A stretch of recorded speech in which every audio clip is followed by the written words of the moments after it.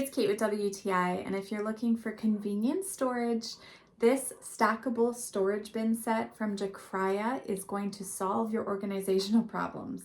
These bins are 25 gallons each. I know they do have several different sizes. It comes with 4 different cubes, which you assemble yourself. So easy, you just flip up the sides, you stack them on top of each other, and then that top bin has a lid. It also comes with 4 casters so that you can wheel it around easily.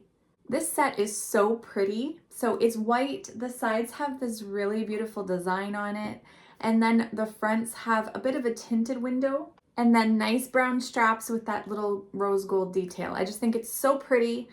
The doors open and close very easily. They have a magnetic closure, so they stay closed completely.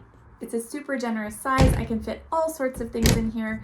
I personally have this in my office. When I have content to film, I put all the things in here so that I don't forget it, they don't get lost, and it stays organized. So it's been very helpful for me. Each of the bins lock in place, but if you do want to unstack them, you just slide this little lever and you can take it off. You can also access it from the top by removing the lid.